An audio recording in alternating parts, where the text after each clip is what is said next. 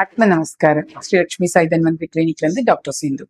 ஏலக்காய், சுக்கு, திப்பிலி, சீரகம் எடுத்துட்டு நீங்க நல்லா தட்டி கஷாயம் மாதிரி ப்ரிப்பேர் பண்ணிட்டு குடிச்சிட்டு வரும்போது பாத்தீங்கன்னா என்னன்னா நம்மளோட உடம்பு வேலைனால நம்மளுக்கு உடம்புல ஒரு சோர்வு எல்லாம் இருக்கும் இல்லையா, அந்த சோர்வும் சரி, பசி இல்லாம இருக்கிறது, இந்த மாதிரி ரொம்ப வீக்கா ஃபீல் பண்றேன், ஜீரணமே எனக்கு ஆகலை அப்படின்னா இதை சேம் ரேஷியோ எடுத்துக்கலாம். சுக்கோட அளவு நீங்க உங்களோட காரத்துக்கு தகுந்த மாதிரி எடுத்து நல்லா இடிச்சு தண்ணியில போட்டு நீங்க அதை ஒரு கஷாயம் மாதிரி ப்ரிப்பேர் பண்ணிட்டு குடிச்சிட்டு பாருங்க.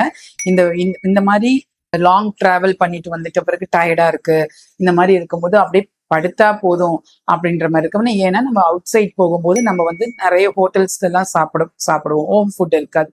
ஸோ இதனால ஜீரண மண்டலம் ரொம்ப நம்மளுக்கு பாதிக்கப்பட்டிருக்கும், ஜீரணமே ஆகாது எது சாப்பிட்டாலும்.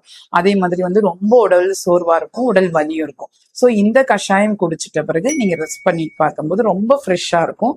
அதே மாதிரி ஒரு வார்ம் ஏலக்காய் போட்டுட்டு நீங்க நல்லெண்ணெயோ தேங்காய் எண்ணெயோ அந்த மாதிரி அதுல ஆட் பண்ணி நீங்க பாடியில தைலமா அதை ப்ரிப்பேர் பண்ணி அப்ளை பண்ணி குளிச்சுட்டு வந்தாலும் அந்த என்தோஸ்டிக்கா நீங்க ஃபீல் பண்ணுவீங்க.